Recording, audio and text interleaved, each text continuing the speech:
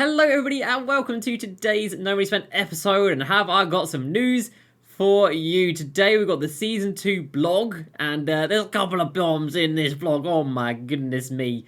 Dark Matters in Season 2, hello, what? Who asked for that? Dark Matters in Season 2. Dark Matters in November. Just let that sink in now. It's not going to be Dark Matters in packs, it will be Dark Matters in the form of Dr. J or Tim Duncan, depending on which conference you go for, whether you go for the East for Dr. J or the West for Tim Duncan. But these cards will be in the game by the end of November, by the end of Season 2. That is wild. We also found out the level 40 player for next season. I was hoping for a point guard, for a centre. We got another shooting guard, small forward. Level 40 is Pink Diamond, Devin Booker. And you might be thinking, well, hold the phone. Why are we getting a Pink Diamond at level 40 if we can get a Dark Matter into Season 2? I'm not too sure. The pacing does seem to be kind of crazy.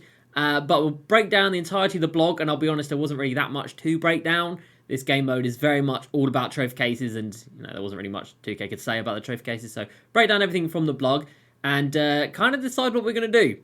Because my plan was to take a little trip to the West to get Anthony Davis, because AD looks incredible, and then come back to the East. But now we know that a Dark Matter is going to be available, so for me, it would be Dr. J, of course, because we've already got Jimmy.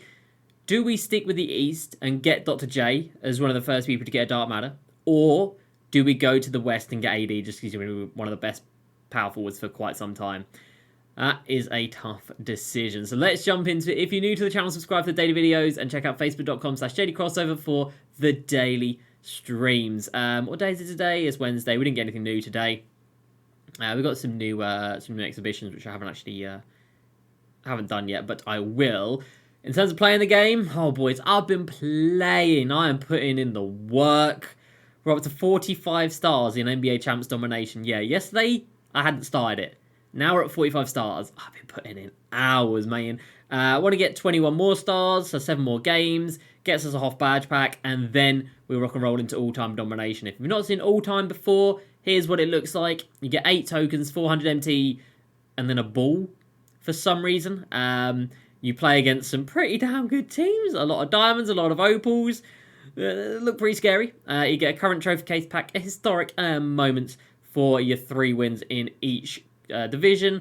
For 33 stars, you get the Decade's Floor, which is a bit of a slap in the face. But at 66 stars, you get 2 Hoff badges from an option pack with 15 Hoff badges in them. So that is really good. So we want that. So 7 games here, and then 22 games out here to get the 66 stars. So quite a way to go still, but we're making some pretty damn good progress. And I want to have it done before Friday, because of course on Friday, if you guys don't know, with the new season, everything will reset. This will go down to 0. Laggy menus, this will go down to 0. We'll go down to the gold tier here, wherever they start you. You go down to 0 points in unlimited. This will go down to 0. This will go down to 0. And obviously limited will be back down to 0 rings as well. So everything's going to reset next season. And as soon as that all happens, I'm not really going to want to play Domination, or I'm going to have other things that I want to play before playing Domination. So I just want to get as much done as I can tomorrow and Friday before 4 PM rolls around. So that's what we've got going on in the game today. But then, of course, we've got the blog for season number 2. And like I said, it's not massive, so there's not actually a lot to digest and talk about. But we can start with level 40 being a Pink Diamond Devin Booker. Speaking of Devin Booker, there he is as a shooting guard. What cards do we have of his in our collection? Is it the Ruby and the Sapphire, I'm gonna say? Yeah, it's with Ruby and the Sapphire for him so far. So he's going to get a Pink Diamond card. It is shooting guard, small forward, not point guard. And judging by his cards last year that came out around a similar time, he had a Pink Diamond limited reward card. It had 6 off badges, which were all shooting ones, and his defense wasn't great, and the card wasn't great. So for me personally, I think Iggy's still going to be my backup shooting guard, and obviously my main shooting guard is going to be Jimmy Butler. So for me, Devin Booker's not going to play. But, he could be fun. He could be a good scorer. He could be good offensively. But not a name that personally gets me excited, as I was expecting or hoping a centre or a point guard.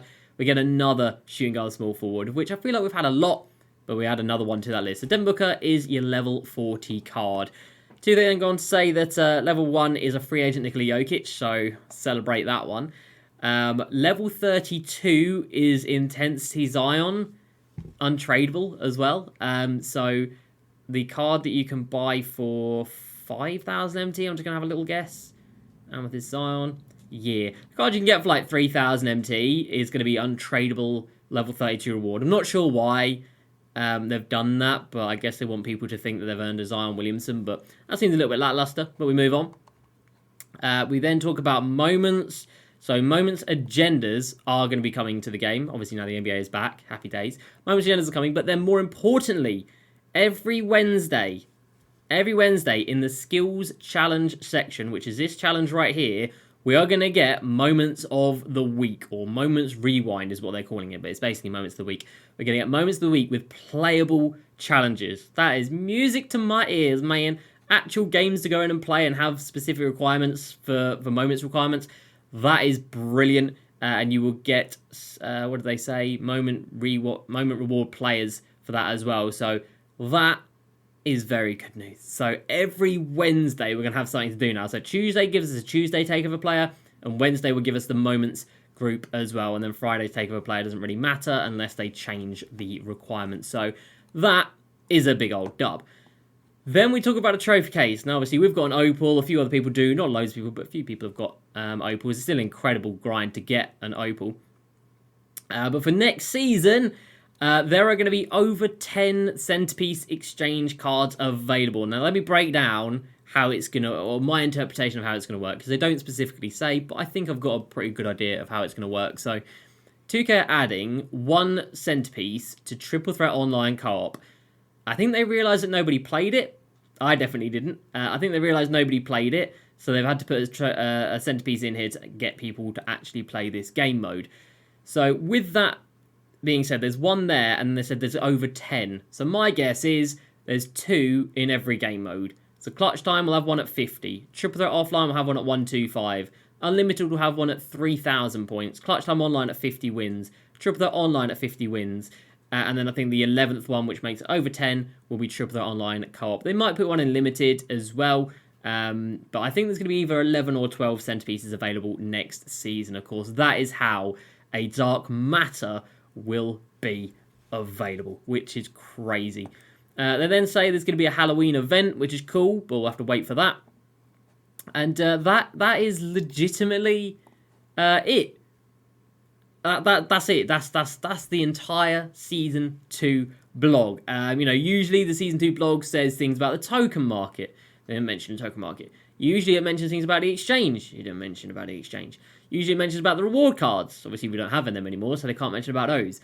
So yeah, it's definitely a strange. It's basically just like, just keep doing what you're doing. But we do get the moments cards, which is nice. Every Wednesday I'm very happy with that. Very much looking forward to that. Takeovers every Tuesday, that's good. I mean, 2 days a week are going to be good. It's a shame about the other 5 days of the week. And then, yeah, we've got to make a decision about AD or Dr. J. Now, we've already got Opal Jimmy, who's incredible. We've already got Iggy, who I do really like. A power forward, we've got Sean Kemp and Zion. If we get AD, we will be getting James Worthy, who I've heard really good things about. We're getting Jordan Poole. We'll be getting me, which is cool. We'll be getting Steve Nash, not Q, and Elton Brand, not Q. But we do get AD at the end of it, and he is incredible. So let's have a look at these guys over here. So Anthony Davis comes in with, 15 Hoff badges? Yeah, 15 Hoffs. Now, if you look at the Dark Matters, they've got 20 Hoffs, but it's the stats that they are incredible. 98 driving dunk, 93 ball, 98 layup, 90 passing, 94 perimeter defense, 96 speed.